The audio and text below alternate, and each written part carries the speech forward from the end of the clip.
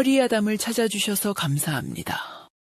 항상 건강하시고 좋은 일만 가득하시길 기원할게요. 지금 구독하시고 바로 오늘 야담 들어보시죠. 남원장터는 언제나 사람 사는 냄새로 들끓었습니다.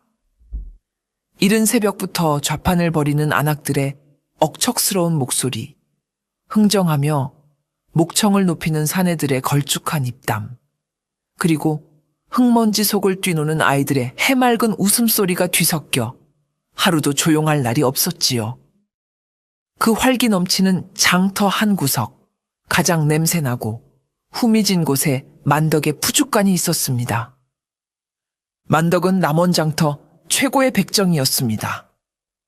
소를 잡고 뼈와 살을 발라내는 그의 솜씨는 이미 신기에 가깝다는 평을 받고 있었지요. 그의 손에 들린 발골용 칼은 마치 살아있는 생물처럼 군더더기 없는 몸짓으로 소의 두꺼운 가죽을 가르고 질긴 힘줄을 끊고 단단한 뼈마디 사이를 유연하게 파고들었습니다. 그가 한번 칼질을 하고 나면 소 한 마리는 순식간에 부위별로 말끔하게 해체되어 좌판 위에 올랐습니다. 사람들은 그를 천한 백정이라 손가락질하면서도 고기를 살 때만큼은 반드시 만덕의 푸죽간을 찾았습니다. 그의 저울은 결코 눈금을 속이는 법이 없었고 그의 칼은 언제나 가장 좋은 부위를 정직하게 잘라주었기 때문입니다. 그는 과묵했습니다. 장사를 하면서도 필요한 말 외에는 거의 입을 열지 않았지요. 그저 우직하게 칼을 놀리고 묵묵히 고기를 저울에 달 뿐이었습니다. 하지만 그의 그런 정직함이 신분을 뛰어넘는 신뢰를 만들어내고 있었습니다. 만덕에게는 고된 하루의 피로를 잊게 해주는 유일한 행복이 있었습니다. 그것은 해가 저물고 장터가 파할 무렵 피냄새 밴 몸을 씻고 돌아가는 그의 작은 초가였습니다. 그곳에는 그의 아내 연화가 세상에서 가장 따뜻한 미소로 그를 기다리고 있었지요. 연화는 이름처럼 진흙 같은 가난 속에서도 맑고 곱게 피어난 연꽃 같은 여인이었습니다. 비록 남루한 무명옷을 입고 있었지만 그녀의 단아한 용모와 맑은 눈빛은 웬만한 양반집 교수보다 더 고고한 기품을 풍겼습니다. 그녀는 천한 백정의 아내라는 것을 조금도 부끄러워하지 않았습니다. 오히려 땀 흘려 정직하게 일하는 남편을 세상에서 가장 자랑스럽게 여겼지요. 어서 오세요, 서방님. 오늘 하루도 고생 많으셨습니다. 연화의 다정한 목소리를 듣는 순간 만덕의 거칠고 무뚝뚝한 얼굴에는 봄눈 녹듯 부드러운 미소가 번졌습니다. 그는 아내가 차려준 소박한 밥상 앞에 앉아 그날 장터에서 있었던 소소한 일들을 이야기했습니다. 연화는 그런 그의 이야기를 맞장구치며 들어주었고 때로는 똑 부러지는 지혜로 그의 답답한 속을 풀어주기도 했지요. 두 사람에게는 자식이 없었지만 서로를 의지하고 아끼는 마음만으로도 세상 무엇도 부럽지 않은 행복을 느끼고 있었습니다. 그날도 만덕은 고된 일을 마치고 집으로 돌아왔습니다. 연화야, 나 왔소. 그의 목소리를 듣고 연화가 버선발로 마당에 뛰어나왔습니다. 그녀의 손에는 곱게 싼 꾸러미가 들려 있었지요. 서방님, 오늘은 장터 국밥집 할머니께서 국밥을 넉넉히 싸주시기에 서방님 몫을 따로 챙겨왔습니다. 어서 방에 들어 뜨끈하게 드세요. 만덕은 아내의 고운 마음씨에 가슴이 뭉클해졌습니다. 그는 연화의 손을 꼭 잡고 아무 말 없이 그녀를 바라보았습니다. 그의 눈빛 속에는 고맙다, 사랑한다는 수만 가지의 말이 담겨 있었습니다.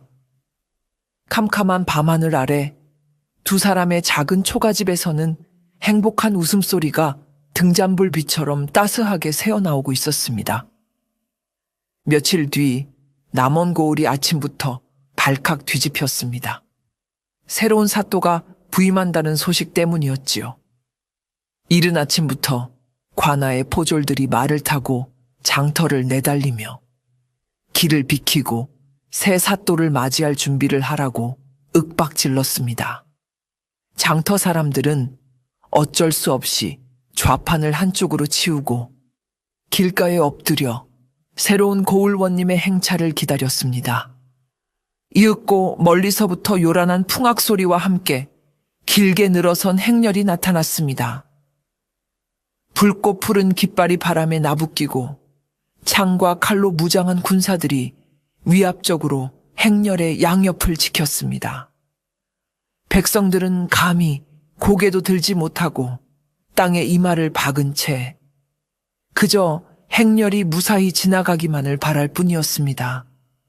행렬의 중심, 화려하게 장식된 가마 안에는 새로 부임한 사또, 조판관이 거만한 자세로 앉아 있었습니다.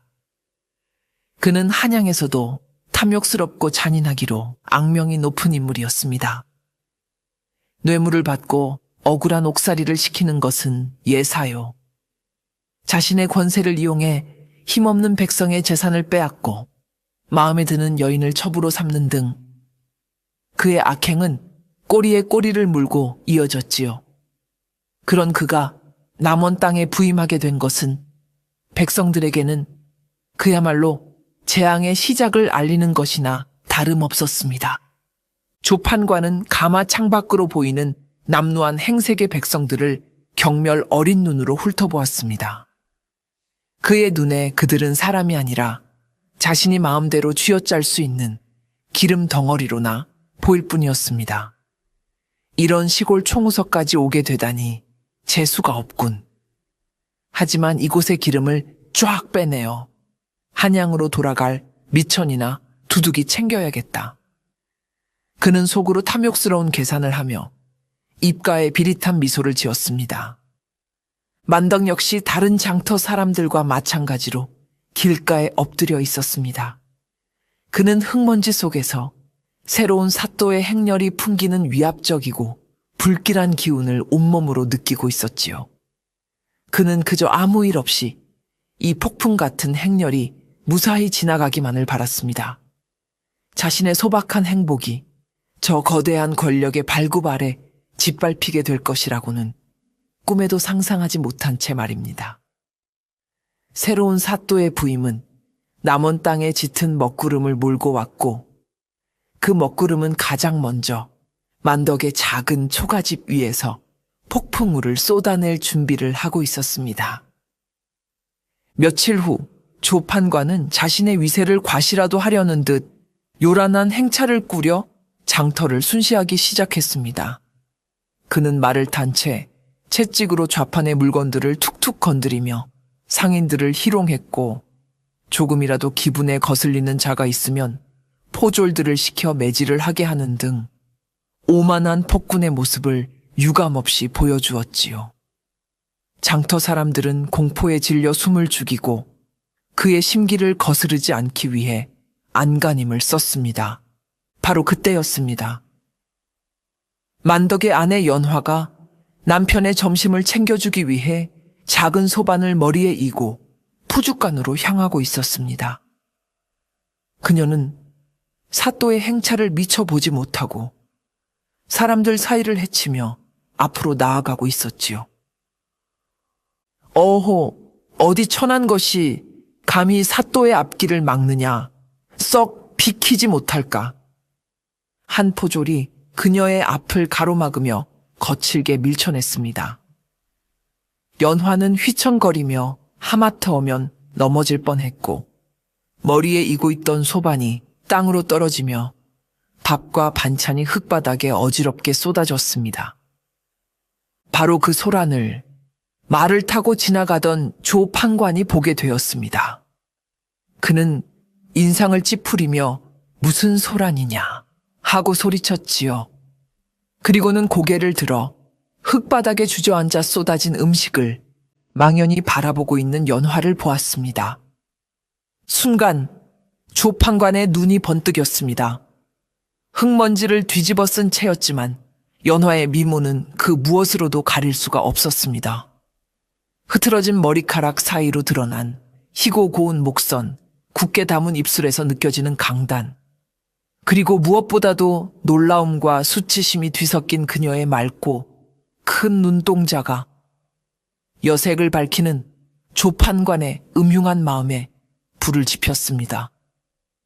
그는 수많은 기생과 여인들을 겪어보았지만 이처럼 진흙 속에서 피어난 연고처럼 청초하면서도 고고한 아름다움은 처음 보는 것이었습니다.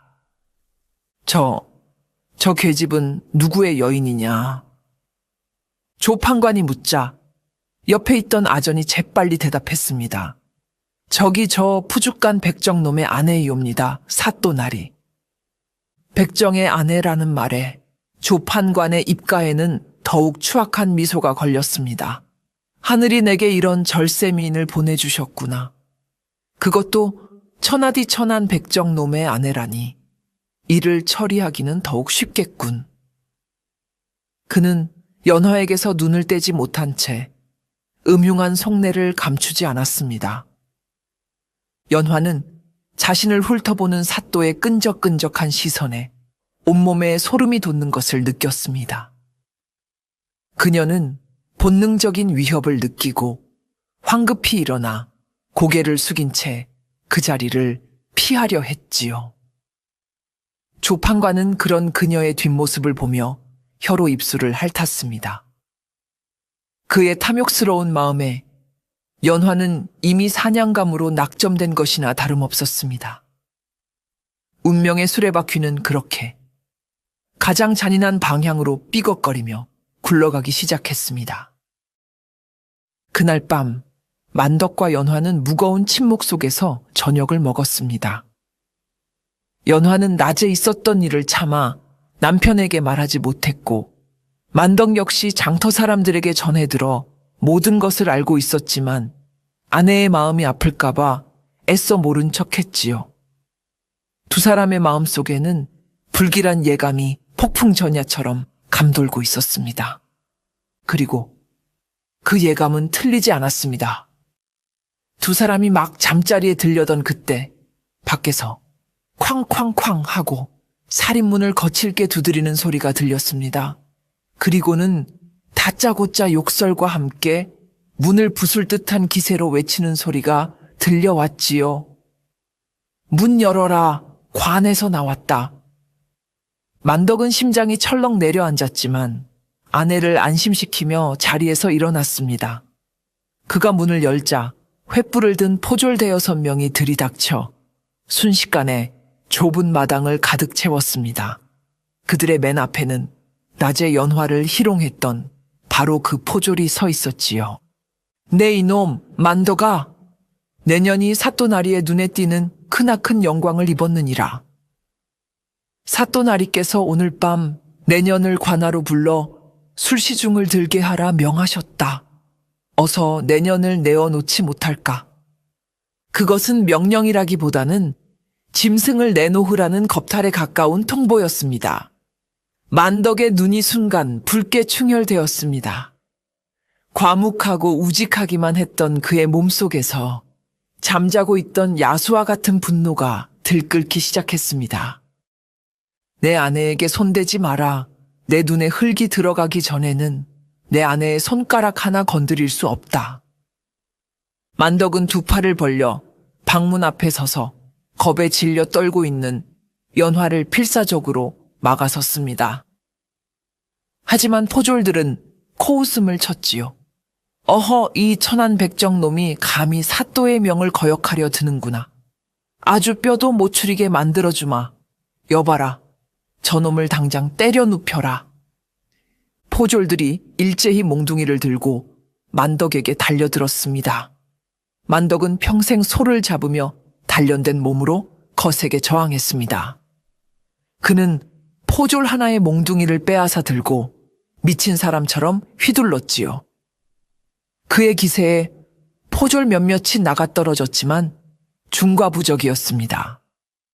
결국 그는 10여 개의 몽둥이에 온몸을 난타당하고 피를 토하며 흙바닥에 쓰러지고 말았습니다. 서방님, 서방님. 연화의 비명소리가 찢어질 듯 울려 퍼졌습니다. 포졸들은 쓰러진 만덕을 군화발로 짓밟으며 방문을 부수고 들어가 연화의 머리채를 잡아 끌어냈습니다. 싫어요. 놓으세요. 이 짐승만도 못한 놈들아. 연화는 필사적으로 발버둥 쳤지만 연약한 여인의 몸으로는 장정들의 힘을 당해낼 수 없었습니다. 만덕은 희미해져가는 의식 속에서 눈물을 흘리며 끌려가는 아내의 모습을 무력하게 지켜봐야만 했습니다. 그의 찢어진 입술 사이로 피 섞인 절규가 터져 나왔습니다. 연화야, 안 돼. 한 사내의 자존심과 행복이 부당한 권력의 발굽 아래 무참히 짓밟히는 순간이었습니다. 얼마나 지났을까요? 만덕은 온몸을 애는 듯한 고통과 함께 차가운 흙바닥에서 간신히 의식을 차렸습니다. 포졸들이 휘두른 몽둥이에 맞아 온몸은 뼈마디가 으스러지는 듯했고 찢어진 상처에서는 피가 흘러내려 흙과 뒤엉켜 있었습니다. 하지만 육체의 고통보다 더 그를 괴롭혔던 것은 심장을 도려내는 듯한 상실감과 무력감이었습니다. 아내가 눈앞에서 끌려갔다. 자신의 유일한 행복, 세상의 전부였던 아내를 지켜내지 못했다. 그는 짐승 같은 울음소리를 내며 주먹으로 땅바닥을 몇 번이고 내리쳤습니다. 손이 찢어져 피가 흘렀지만 아픔을 느낄 수 없었지요. 만덕은 만신창이가 된 몸을 이끌고 날이 밝자마자 관아로 달려갔습니다. 그는 굳게 닫힌 관아의 문을 두드리며 목이 터져라 외쳤습니다. 사또나리, 제 아내를 돌려주십시오. 제발, 제 아내를 돌려주십시오. 하지만 그의 절규에 대답하는 이는 아무도 없었습니다. 오히려 문을 지키던 포졸들이 나와 그를 발길질로 걷어차며 소리쳤습니다. 이 천한 백정놈이 아직도 정신을 못 차렸구나. 어서 썩 꺼지지 못할까. 다시 한번 관아 앞에서 소란을 피우면 내 놈의 목을 베어 저작거리에 내걸 것이다. 만덕은 속수무책으로 내쫓겼습니다. 그는 포기하지 않고 남원 장터로 향했습니다. 그는 장터 사람들을 붙잡고 억울함을 호소하며 도움을 청했습니다. 제발, 제발 저 좀 도와주십시오. 사또가 제 아내를 강제로 끌어갔습니다. 여러분이 힘을 모아주시면 장터 사람들은 그의 처참한 몰골과 억울한 사연에 혀를 끌끌 차며 동정의 눈빛을 보냈습니다. 하지만 거기까지였습니다. 쯔쯔, 안 됐구먼 만덕이. 힘내게나.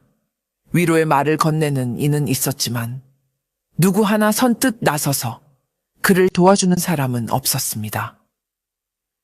그들 역시 힘없는 백성이었고 하늘 같은 사또의 권력에 맞설 용기가 없었던 것입니다. 괜히 나섰다가 자신들마저 어떤 화를 당할지 모르는 일이었습니다.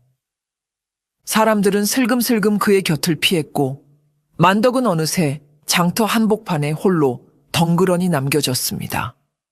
자신을 둘러싼 수많은 사람들의 동정 어린 시선이 오히려 비수처럼 그의 가슴에 꽂혔습니다. 그는 깨달았습니다. 이 세상 그 누구도 자신의 편이 되어주지 않는다는 것을. 법도 인정도 정의도 모두 죽어버린 세상에서 천한 백정의 절규는 그저 공허한 메아리에 불과하다는 것을 말입니다. 깊은 절망이 칠흑 같은 어둠이 되어 그의 온몸을 잠식하기 시작했습니다. 그는 텅 빈 눈으로 하늘을 바라보며 실성한 사람처럼 허허 웃음을 터뜨렸습니다. 세상이 그를 외면한 순간이었습니다. 그날 밤 만덕은 자신의 푸죽간으로 돌아왔습니다. 낮의 소라는 온데간데 없이 텅 빈 장터에는 스산한 밤바람만이 불고 있었지요. 푸죽간 안에는 아직도 비릿한 피냄새와 소의 기름 냄새가 희미하게 남아 있었습니다. 그가 평생을 바쳐 정직하게 땀 흘려온 삶의 터전이었습니다. 만덕은 벽에 걸린 칼들을 하나씩 내려다 보았습니다. 소의 가죽을 벗기는 넓적한 칼, 뼈를 부수는 묵직한 칼, 그리고 살점을 정교하게 발라내는 예리하고 작은 칼까지. 그것들은 그저 쇠붙이가 아니었습니다. 그의 손의 일부였고 그의 삶 그 자체였습니다. 그는 그중 가장 날이 잘 서고 손에 익은 발골용 칼 몇 자루를 골라 가죽으로 만든 칼집에 챙겨 넣었습니다. 그리고는 기름 등잔을 들었습니다. 그는 잠시 망설이는 듯 하더니 이내 결심을 굳힌 표정으로 등잔을 푸죽간 구석에 쌓아둔 마른 집단 위로 기울였습니다. 활활. 작은 불씨가 순식간에 집단으로 옮겨 붙으며 붉은 혓바닥을 날름거리기 시작했습니다. 불길은 삽시간에 목조로 된 푸죽간 전체로 번져나갔습니다. 만덕은 타오르는 불길을 등지고 어둠 속으로 묵묵히 걸어 나갔습니다. 그는 자신의 과거, 백정 만덕으로서의 삶을 통째로 불태워버리고 있는 것이었습니다. 정직하게 살아도 행복을 지킬 수 없는 세상이라면 더 이상 백정으로 살아갈 이유가 없었습니다. 그는 이제 법과 세상이 아닌 자신의 칼로 심판을 내리기로 결심한 것입니다. 다음 날 아침, 남원장터는 잿더미가 된 푸죽간을 보고 발칵 뒤집혔습니다. 사람들은 간밤의 화재 현장에서 불에 탄 뼈를 발견하고는 만덕이 아내를 잃은 슬픔을 이기지 못하고 스스로 목숨을 끊었다고 수군거렸습니다. 조 판관 역시 그 소식을 전해 듣고 귀찮은 가시가 사라졌다며 쾌재를 불렀지요. 그렇게 백정만덕은 세상 사람들의 기억 속에서 죽은 사람이 되었습니다. 하지만 만덕은 죽지 않았습니다. 그는 그 시각 자신의 모든 과거를 뒤로 한 채 칠흑 같은 밤의 어둠을 틈타 거대한 지리산의 품속으로 사라지고 있었습니다. 그의 허리춤에는 차갑게 빛나는 칼들이 꽂혀 있었고 그의 가슴 속에는 모든 것을 불태울 만큼 뜨거운 복수심이 활활 타오르고 있었습니다. 지리산은 깊고 험했습니다. 낮에는 맹수들이, 밤에는 귀신이 나온다는 흉흉한 소문이 떠도는 인간의 발길을 쉽게 허락하지 않는 금단의 땅이었지요. 하지만 만덕은 조금의 두려움도 없이 오직 하나의 목표를 향해 나아갔습니다. 그는 짐승들이 다니는 희미한 길을 따라 산의 가장 깊숙한 곳으로 향했습니다. 그곳에는 세상을 등진 채 살아가는 한 노인이 있다는 뜬 소문을 예전에 장터에서 들은 적이 있었기 때문입니다. 그 노인은 바로 황노인. 젊은 시절 나라를 구하기 위해 의병으로 활동했던 용맹한 장수였으나 부패한 세상에 환멸을 느끼고 산으로 들어와 전설적인 사냥꾼으로 살아가는 기인이었습니다. 만덕은 그만이 자신을 복수의 화신으로 만들어줄 유일한 사람이라고 믿었습니다. 며칠을 굶고 헤맨 끝에 만덕은 마침내 깎아지른 절벽 아래 숨겨진 작은 초가집을 발견했습니다. 집 앞에는 백발이 성성한 한 노인이 바위에 앉아 무심한 눈으로 멀리 산을 바라보고 있었지요. 예사롭지 않은 기운을 풍기는 그가 바로 황 노인임을 만덕은 직감할 수 있었습니다. 만덕은 황 노인 앞으로 다가가 아무 말 없이 털썩 무릎을 꿇었습니다. 그리고는 이마가 땅에 닿도록 깊이 머리를 조아렸습니다. 황 노인은 그에게 눈길 한 번 주지 않은 채 무심하게 물었습니다. 산 짐승에게 쫓기다 길을 잃은 개냐? 아니면 사람에게 쫓기다 숨어 들어온 개냐? 만덕은 고개를 들고 핏발선 눈으로 황 노인을 바라보며 대답했습니다. 둘 다 아닙니다. 저는 짐승보다 못한 사람을 제 손으로 심판하기 위해 이곳을 찾아왔습니다. 그의 목소리에는 억누른 분노와 살기가 서려 있었습니다. 그는 자신의 억울한 사연과 조 판관에 대한 복수심을 토해내듯 털어놓았습니다. 그리고는 다시 한번 머리를 조아리며 간청했습니다. 어르신, 부디 저를 거두어 주십시오. 저는 평생 소만 잡아온 무지한 백정입니다. 허나 저에게는 칼을 쓰는 재주와 뼈를 부술 힘이 있습니다. 부디 저에게 짐승을 잡는 법이 아닌 사람을 심판할 수 있는 칼 쓰는 법을 가르쳐 주십시오. 이 은혜는 제 목숨을 바쳐 갚겠나이다. 황 노인은 그제야 천천히 고개를 돌려 만덕을 바라보았습니다. 그의 늙은 눈은 마치 만덕의 영혼 깊숙한 곳까지 꿰뚫어 보는 듯 예리하게 빛났습니다. 그는 한참 동안 만덕을 말없이 바라보더니 이윽고 나지막이 입을 열었습니다. 그의 목소리는 차갑고 단호했습니다. 돌아가거라. 황 노인의 대답은 냉정하고 단호했습니다. 내 놈의 눈에는 오직 끓어오르는 증오와 살기만이 가득하구나. 그런 마음으로 잡은 칼은 상대를 베기 전에 먼저 내 자신을 베게 될 것이다. 복수심에 불타는 칼은 쉽게 부러지기 마련이지. 나는 그런 칼을 벼려줄 생각이 없다. 만덕은 절망했습니다. 이곳이 마지막 희망이었는데 그는 포기하지 않고 어르신, 제발 이라며 애원했지만 황 노인은 이미 등을 돌리고 집 안으로 들어가려 하고 있었지요. 바로 그때 황 노인이 발걸음을 멈추고 무언가를 만덕의 발치에 툭 던졌습니다. 그것은 태어난 지 얼마 안 되어 보이는 어미를 잃고 낑낑거리는 작은 늑대 새끼였습니다. 내 놈의 분노가 그저 들끓는 증오가 아님을 증명하고 싶으냐.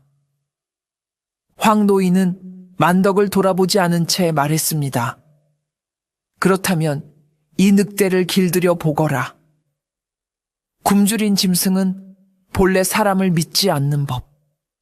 내 놈이 가진 그 살기를 거두고 저 미물과 마음을 통할 수 있을 때, 저 늑대가 제 발로 너를 주인으로 따르게 될 때, 그때 다시 나를 찾아오너라. 그때까지는 내 눈앞에 나타나지 말거라. 그 말을 끝으로 황 노인은 집 안으로 들어가 문을 굳게 닫아버렸습니다. 만덕은 흙바닥에 남겨진 작은 늑대 새끼와 굳게 닫힌 문을 망연히 바라보았습니다. 이것은 그에게 내려진 시험이었습니다. 자신의 분노가 과연 통제될 수 있는 것인지, 복수를 행할 자격이 있는지를 증명해야 하는 시험. 그날부터 만덕의 또 다른 싸움이 시작되었습니다. 그는 늑대 새끼를 품에 안고 산속을 헤매며 살아남아야 했습니다.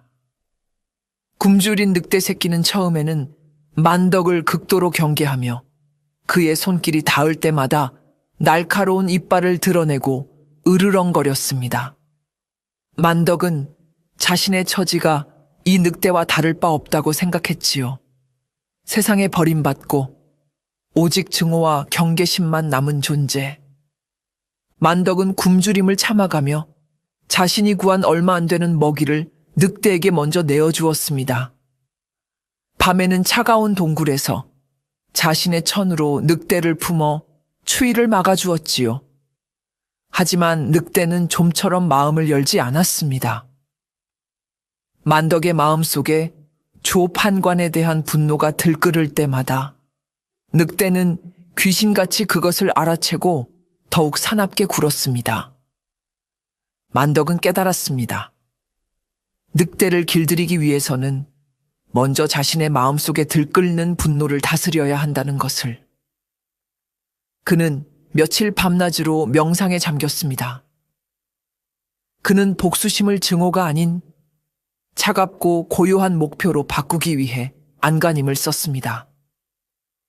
그의 살기는 서서히 가라앉고 눈빛은 깊고 차분해졌습니다.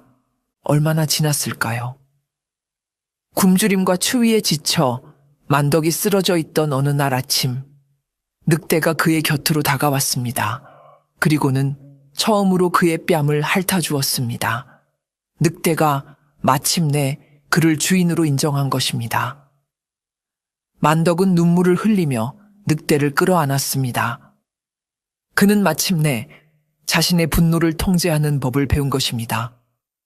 만덕이 훌쩍 자란 늑대를 데리고 다시 나타났을 때 황 노인의 얼굴에 처음으로 희미한 미소가 어렸습니다. 늑대는 황 노인을 향해 으르렁거리는 대신 만덕의 곁에 얌전히 엎드려 주인을 지키는 자세를 취했지요. 만덕은 시험을 통과한 것입니다. 좋다. 내 놈의 각오를 확인했다. 오늘부터 너는 나의 제자다. 그날부터 지옥과도 같은 훈련이 시작되었습니다. 황 노인은 만덕을 제자로 받아들였지만 결코 다정하지 않았습니다. 그는 만덕이 가진 모든 것을 부수고 그를 완전히 새로운 존재로 다시 빚어내려 했습니다. 내 놈의 칼은 너무 정직하다. 소를 잡는 데는 으뜸일지 몰라도 사람을 상대하기에는 빈틈이 너무 많다. 칼은 힘으로만 쓰는 것이 아니다. 상대의 허를 찌르고 흐름을 읽어야 하는 것이다. 황 노인은 만덕에게 활 쏘는 법부터 가르쳤습니다. 만덕은 난생 처음 잡아보는 활이 어색했지만 황 노인은 그에게 눈을 가리고 소리만으로 관역을 맞히는 훈련을 시켰습니다.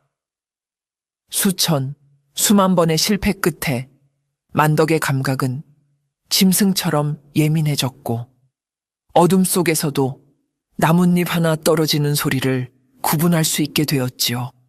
그 다음은 움직이는 법이었습니다. 그림자는 소리가 없는 법이다. 내 놈의 발소리는 곰처럼 둔탁하구나. 발소리를 죽여라. 네 존재 자체를 지워버려라.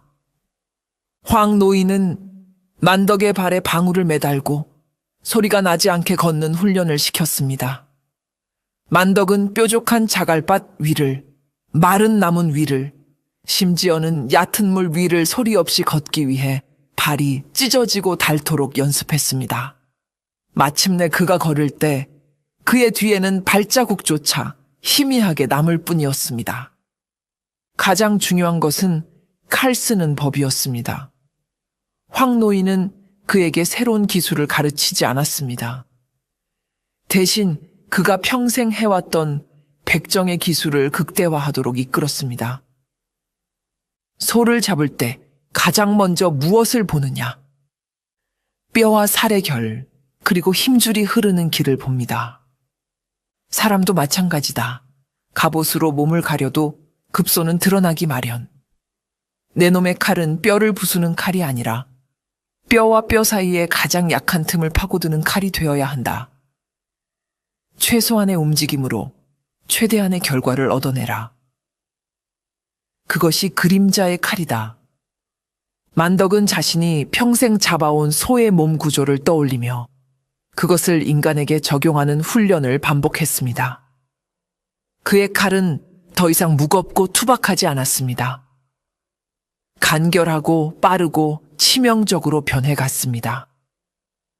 그는 이제 어둠 속에서 소리 없이 움직이며 단 한 번의 공격으로 상대의 숨통을 끊을 수 있는 인간 병기가 되어가고 있었습니다.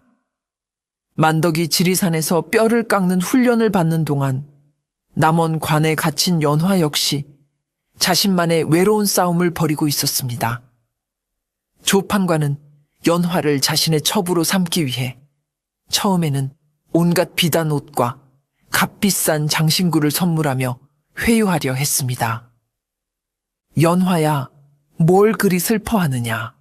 천한 백정놈은 잊어버려라. 내 미모는 이런 궁벽한 곳이 아니라 내 곁에서 화려하게 피어나야 마땅하다. 내 너를 이 관아의 안주인으로 만들어주겠다. 하지만 연화는 그가 내미는 모든 것을 차갑게 내쳤습니다. 그녀는 조 판관이 보란 듯이 값비싼 비단옷을 발로 짓밟으며 쏘아붙였지요. 더러운 손 치우시오. 나는 백정의 아내일지언정 당신 같은 짐승의 놀이개가 될 생각은 추호도 없소. 회유가 통하지 않자 조판관의 본색이 드러났습니다. 그는 연화를 좁고 축축한 별채의 방에 가두고 음식을 제대로 주지 않는 등 온갖 방법으로 그녀를 괴롭혔습니다. 하지만 연화는 결코 굴복하지 않았습니다. 그녀는 굳건한 믿음이 있었습니다. 자신의 남편 만덕이 비록 지금은 세상에 죽은 사람으로 알려져 있지만 반드시 살아 돌아와 자신을 구해줄 것이라는 믿음이었습니다. 그녀는 시간을 벌고 자신의 존엄을 지키기 위해 지혜로운 방법을 쓰기 시작했습니다. 그녀는 조판관이 자신을 찾아올 때마다 일부러 정신이 나간 사람처럼 행동했습니다. 갑자기 큰 소리로 웃거나 허공을 향해 알아들을 수 없는 말을 짓거리며 헛소리를 했지요. 서방님이 산을 타고 내려오시네. 손에는 칼을 들고 저기 저 사또의 목을 베러 오시네. 그녀의 섬뜩한 연기에 조판관은 기분이 나빠져 그녀를 범하려다가도 멈칫하기 일쑤였습니다. 미친 계집을 품는 것은 아무래도 찜찜했기 때문입니다. 연화는 그렇게 자신의 몸을 지켜냈습니다. 또한 그녀는 음식을 거부하며 자신의 의지를 보여주었습니다. 내 남편이 지어준 밥이 아니면 나는 단 한 숟가락도 넘길 수 없소. 그녀는 며칠을 굶어 헬쑥해졌지만 그녀의 눈빛만은 조금도 꺾이지 않고 더욱 형형하게 빛났습니다. 그녀의 꺾이지 않는 저항은 관아의 다른 관노들에게도 조용한 파문을 일으켰습니다. 모두가 조판관의 폭정에 숨죽이고 있었지만 연화의 당당한 모습은 그들에게 작은 용기의 불씨를 심어주었지요. 그들은 몰래 연화에게 물과 약간의 음식을 가져다 주며 그녀의 외로운 싸움을 응원했습니다. 연화는 혼자였지만 혼자가 아니었습니다. 그녀는 진흙 속에서도 결코 더럽혀지지 않는 연고처럼 부패한 관아 안에서 자신의 순수함과 강인함을 꿋꿋이 지켜내고 있었답니다. 몇 달이 흘러 만덕은 마침내 산을 내려올 때가 되었음을 직감했습니다. 그의 몸은 이제 그림자처럼 가벼웠고 그의 칼은 뱀의 혀처럼 날카로웠으며 그의 마음은 겨울 호수처럼 차갑게 가라앉아 있었습니다. 그는 황노인에게 마지막 인사를 구하고 자신을 따르는 늑대와 함께 어둠을 틈타 남원으로 향했습니다. 그가 가장 먼저 향한 곳은 바로 조판관이 잠들어 있는 관아였습니다. 관아의 담벼락은 높고 경비는 삼엄했지만 지옥 훈련을 거친 만덕에게 그것은 아무런 장애물도 되지 못했습니다. 그는 담벼락을 소리 없이 넘어 마치 원래 그곳에 있었던 것처럼 자연스럽게 관아 안으로 스며들었습니다. 그는 경비를 서는 포졸들의 숨소리, 발걸음 소리 하나하나를 읽으며 그들의 시선을 피해 어둠 속을 유유히 움직였습니다. 마침내 그는 조판관의 침소 앞에 다다랐습니다. 문 앞에는 2명의 포졸이 창을 들고 굳건히 지키고 있었지요. 만덕은 근처 나무 위로 올라가 작은 돌멩이 하나를 반대편으로 던졌습니다. 휙 하는 소리에 포졸들이 긴장하며 그쪽으로 달려가는 사이 만덕은 나뭇잎처럼 가볍게 땅으로 내려와 열린 창문을 통해 조판관의 침소 안으로 들어서는데 성공했습니다. 방 안에는 조판관이 비단 이불을 덮고 배를 내놓은 채 코를 골며 깊이 잠들어 있었습니다. 만덕의 눈에 순간 살기가 번뜩였습니다. 당장이라도 달려들어 저자의 목을 베고 싶었지만 그는 황노인의 가르침을 떠올리며 분노를 억눌렀습니다. 복수는 뜨겁게 하는 것이 아니라 차갑게 식혀서 하는 것이다. 저자에게 죽음보다 더한 공포를 먼저 선물해 주어야 한다. 만덕은 방 안을 둘러보았습니다. 벽에는 조판관이 그날 낮에 사냥하여 자랑스럽게 걸어둔 꿩 한 마리가 매달려 있었습니다. 만덕은 소리 없이 다가가 단숨에 꿩의 목을 비틀었습니다.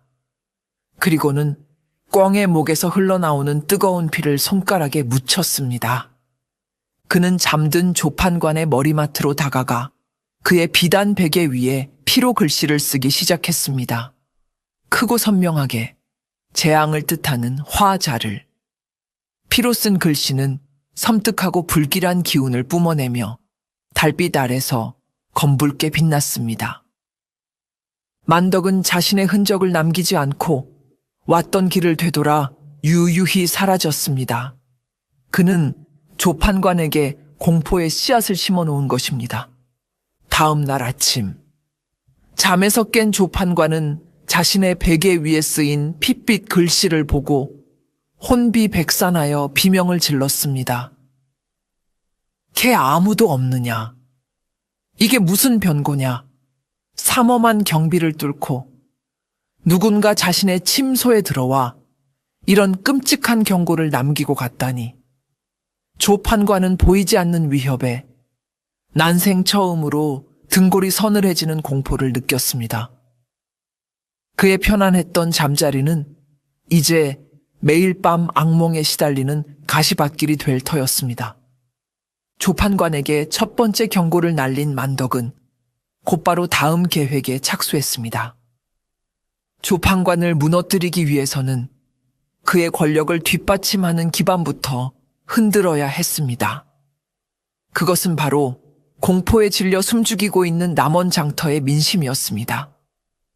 만덕은 밤마다 검은 복면으로 얼굴을 가린 채 남원장터 곳곳에 신출귀몰하게 나타나기 시작했습니다. 그는 굶주린 아이들이 모여 사는 움막 앞에 쌀 한 가마니를 몰래 가져다 놓기도 하고 병든 노인이 있는 집에 귀한 약재를 던져놓고 사라지기도 했습니다. 그리고 그가 다녀간 자리에는 언제나 나문에 칼로 새긴 그림자라는 표식이 남아 있었지요. 얼마 지나지 않아 남원장터에는 흉흉하면서도 희망 섞인 소문이 퍼지기 시작했습니다. 들었나? 어젯밤에 최부잣집 곳간이 털렸는데 도둑이 쌀 한 톨 안 가져가고 대신 조판관에게 뇌물로 바치려던 비단만 훔쳐갔다더군. 그리고는 그 비단을 가난한 과부들에게 모조리 나눠주었대. 나도 들었네. 그 도둑이 다녀간 자리에는 언제나 그림자라는 표식이 남아있다지. 아마도 사또의 악행을 심판하러 온 의적이 분명해. 만덕은 조판관에게 아첨하며 부당한 이익을 챙기던 부자 상인들과 아전들만을 골라 털었습니다. 그는 그들의 재물을 빼앗는 것이 아니라 그들의 부정한 행위가 기록된 비밀 장부를 훔쳐내어 저작거리 광장에 붙여놓기도 했습니다. 장터 사람들은 자신들을 착취하던 자들의 비리가 만천에 드러나자 통쾌해하며 환호했습니다. 그림자의 존재는 순식간에 억압받던 백성들에게 희망의 상징이 되었습니다.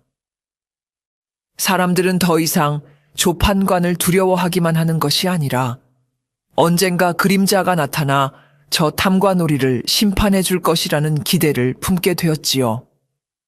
조판관의 권위는 서서히 금이 가기 시작했습니다. 조판관은 그림자를 잡기 위해 혈안이 되었습니다. 그는 밤마다 포졸들을 풀어 장터를 샅샅이 뒤졌지만 만덕은 진짜 그림자처럼 그들의 수사망을 비웃으며 유유히 빠져나갔습니다. 오히려 만덕은 자신을 쫓는 포졸들을 따돌리고 그들의 무기고에 들어가 화살 수십 개를 훔쳐나오는 대담함까지 보여주었지요. 백성들 사이에서 그림자의 명성이 높아질수록 조판관의 불안과 공포는 극에 달했습니다. 그는 밤마다 악몽에 시달렸고 자신의 주변에 있는 모든 사람을 의심하기 시작했지요. 그는 관아의 경비를 이전보다 몇 배는 더 강화하고 잠을 잘 때도 머리맡에 칼을 두고 자는 등 편집증적인 증세를 보였습니다. 만덕은 이제 조판관에게 결정적인 한 방을 날려 그의 이성을 완전히 마비시켜야겠다고 결심했습니다. 그는 조판관의 가장 깊은 곳, 가장 은밀한 곳을 공격하기로 마음먹었지요. 그것은 바로 조판관의 침소, 바로 아래에 있다는 비밀 금고였습니다. 그곳에는 그가 백성들에게서 수탈한 온갖 금은 보화와 뇌물들이 숨겨져 있다는 소문이 파다했습니다. 비밀 금고에 들어가는 것은 거의 불가능에 가까운 일이었습니다. 금고는 두꺼운 철문으로 막혀 있었고 그 주변은 밤낮으로 충직한 호위 무사들이 지키고 있었기 때문입니다.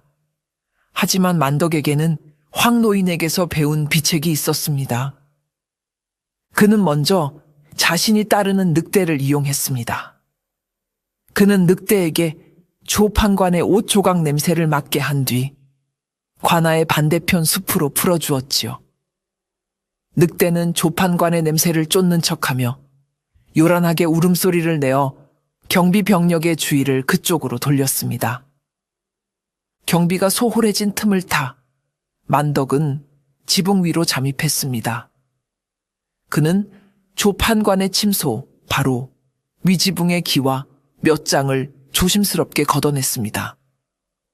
그리고는 황 노인이 알려준 대로 강한 산 성분을 가진 약초의 즙을 밧줄에 묻혀 지붕의 구멍을 통해 아래로 늘어뜨렸습니다. 밧줄의 끝은 정확히 비밀 금고의 철문 위에 있는 나무 대들보에 닿아 있었지요. 며칠 밤낮으로 약초의 즙은 밧줄을 타고 흘러내려 대들보를 서서히 부식시켰습니다. 마침내 대들보가 약해질 대로 약해졌을 때 만덕은 마지막 작전을 개시했습니다. 그는 거대한 바위를 밧줄에 묶어 지붕 위에서 금고 바로 위로 떨어뜨렸습니다. 쾅 하는 굉음과 함께 썩은 대들보와 천장이 무너져 내리며 비밀 금고를 완벽하게 파괴해버렸습니다. 다음 날 아침 굉음에 놀라 달려온 조판관과 하인들이 본 것은 처참하게 박살난 비밀 금고와 사방에 흩어진 흙먼지뿐이었습니다. 금고 안에 있던 금은 보화는 단 한 점도 남김없이 사라지고 없었지요. 그리고 텅 비어버린 금고 바닥 중앙에는 낡고 이가 빠진 작은 칼 한 자루가 섬뜩하게 꽂혀 있었습니다. 그것은 바로 백정 만덕이 평생 써왔던 발골용 칼이었습니다. 만덕이 죽은 줄 알았던 그놈이 살아있었구나. 조판관은 칼을 보고 온몸을 부들부들 떨며 실성한 사람처럼 소리쳤습니다. 그림자의 정체가 죽은 줄로만 알았던 백정놈이었다니. 그는 이제 공포를 넘어 끓어오르는 광기에 휩싸이기 시작했습니다. 백정 만덕이 살아 돌아와 자신을 노리고 있다는 사실을 깨달은 순간 조판관의 이성은 완전히 무너져 내렸습니다. 그는 이제 밤낮을 가리지 않고 보이지 않는 그림자의 환영에 시달렸지요. 창밖으로 스치는 바람 소리에도 기겁을 하며 칼을 뽑아 들었고 음식에 독이라도 탔을까봐 수라상도 제대로 들지 못했습니다. 그의 눈은 늘 붉게 충혈되어 있었고 퀭한 얼굴에는 광기가 서려 있었습니다. 공포는 그를 더욱 잔인한 폭군으로 만들었습니다. 그는 관아의 모든 하인과 포졸들을 믿지 못하고 사소한 실수라도 저지르는 자가 있으면 내 놈이 그놈과 내통한 것이 아니냐. 며 모진 고문과 매질을 가했습니다. 관아는 하루도 비명소리가 그칠 날이 없었고 하인들은 그의 눈에 띄지 않기 위해 숨죽여 지내야 했습니다. 그의 광기 어린 폭정은 관아를 넘어 남원 장터의 백성들에게까지 향했습니다. 이 고을 백성들 중에 필시 만덕 그놈을 숨겨주고 돕는 자가 있을 것이다. 그는 이렇게 외치며 무고한 백성들을 마구잡이로 잡아들여 옥에 가두기 시작했습니다. 만덕과 성이 같다는 이유로, 만덕의 푸죽간 근처에 살았다는 이유로 심지어는 만덕처럼 과묵하다는 어처구니 없는 이유로 수많은 사람들이 억울하게 끌려가 고초를 겪어야 했습니다. 그는 백성들에게 과도한 세금을 걷어 그 돈으로 사병을 고용하고 관아의 경비를 강화하는 데 썼습니다. 장터는 활기를 잃었고 백성들의 삶은 날이 갈수록 피폐해져 갔습니다. 하지만 조판관의 폭정은 오히려 만덕이 의도했던 결과를 낳고 있었습니다. 처음에는 그림자의 존재를 반신반의하던 백성들도 이제는 사또의 광기 어린 탄압의 등을 돌리기 시작했습니다. 그들은 굶어 죽으나 맞서 싸우다 죽으나 마찬가지라고 생각하게 되었지요. 백성들의 분노는 들불처럼 번져나갔고 그 분노의 불길은 모두 칼을 든 그림자 만덕에게로 향하고 있었습니다. 그는 이제 단순한 의적이 아니라 억압받는 백성들의 유일한 희망이자 구원자가 된 것입니다. 조판관은 스스로 무덤을 파고 있었습니다. 그는 만덕이라는 한 개인을 잡기 위해 남원 고을 전체를 적으로 돌리고 있었던 것입니다.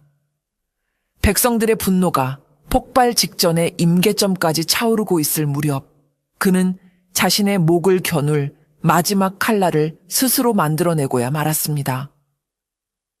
궁지에 몰린 쥐가 고양이를 물듯 극도의 공포와 광기에 휩싸인 조판관은 자신의 건재함을 과시하고 동시에 만덕을 유인하여 잡기 위한 마지막 계략을 꾸몄습니다. 그는 관에서 자신의 생일을 축하한다는 명목으로 남원 땅에서 가장 크고 화려한 연회를 열기로 한 것입니다. 온 고을 백성들은 모두 연회에 참석하여 나의 생일을 축하하고 태평성대를 즐기도록 하라. 만약 연회에 불참하는 자가 있다면 그것은 필시 그림자와 한패인 것으로 알고 엄히 다스릴 것이다. 그것은 초대라기보다는 협박에 가까운 명령이었습니다. 그는 연회장의 수많은 병력을 숨겨두고 만덕이 나타나기만 하면 그 자리에서 숨통을 끊어버릴 작정이었습니다. 또한 흉흉해진 민심을 잠재우고 자신이 여전히 이 고을의 지배자임을 각인시키려는 의도도 있었지요. 이 소식은 당연히 지리산에 있는 만덕의 귀에도 들어갔습니다. 그는 이것이 조판관이 파놓은 함정임을 단번에 꿰뚫어 보았습니다. 하지만 동시에 이것이 연화를 구출하고 모든 것을 끝낼 수 있는 마지막 기회임을 직감했지요. 적이 가장 방심하고 모든 시선이 한 곳에 집중되는 그 순간이야말로 어둠 속에서 움직여야 하는 자신에게는 최적의 시간이었기 때문입니다. 만덕은 결전을 준비했습니다. 그는 먼저 자신을 따르던 몇몇 장정들을 남원 장터로 보내 백성들에게 은밀히 자신의 계획을 전하도록 했습니다. 오늘 밤 내가 관에 불을 지르면 그것을 신호로 모두 일어나 부당한 권력에 맞서 싸워주시오. 더 이상 숨죽이고 당하고만 있지 맙시다. 그리고는 자신의 스승인 황노인을 찾아가 마지막 가르침을 구했습니다. 황노인은 말없이 자신이 평생 써온 낡은 활과 쇠를 뚫을 수 있다는 특수 제작된 화살 한 발을 그에게 건네주었습니다. 가거라. 네가 배운 모든 것을 쏟아부어 네 손으로 직접 정의를 바로 세우거라. 하지만 기억하거라. 진정한 복수는 상대를 죽이는 것이 아니라 그가 쌓아 올린 모든 것을 무너뜨리는 것이다. 그날 밤 만덕은 검은 옷으로 온몸을 감싸고 등에는 황노인의 활을, 허리춤에는 자신의 칼을 찬 채 결전의 장소인 남원 관아로 향했습니다. 그의 뒤에는 훈련시킨 늑대가 그림자처럼 조용히 따르고 있었습니다. 그의 눈빛은 그 어느 때보다 차갑고 고요했습니다. 오늘 밤 길고 길었던 복수의 마지막 장이 펼쳐질 터였습니다. 남원 관아의 넓은 마당에서는 조판관의 생일 연회가 한창이었습니다. 마지못해 끌려온 백성들은 억지 웃음을 지으며 춤을 추고 있었고, 조판관은 높은 단상에 앉아 술에 취한 채 그 광경을 흡족하게 내려다보고 있었지요. 관아 곳곳에는 그의 사병들이 삼엄하게 경계를 펴고 있었지만 그들의 시선은 모두 화려한 연회장에 쏠려 있었습니다. 연회가 절정에 달해 모두의 정신이 술과 풍악에 취해 있던 바로 그 순간이었습니다. 크앙. 갑자기 관아 뒤편에서 굶주린 짐승의 굶주린 울음소리가 밤의 정적을 깨고 울려 퍼졌습니다. 만덕이 풀어놓은 늑대들이었습니다. 늑대들은 관아의 가축들을 덮치고 혼란을 일으키며 경비 병력의 주의를 그쪽으로 완벽하게 돌려놓았습니다. 경비가 소홀해진 틈을 타 만덕은 이미 관아의 가장 높은 망루 위에 올라서 있었습니다.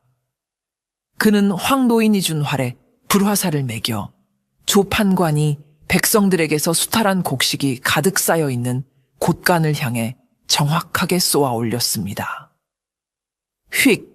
불화살은 포물선을 그리며 날아가 건조한 볏짚 더미 위에 정확히 꽂혔습니다.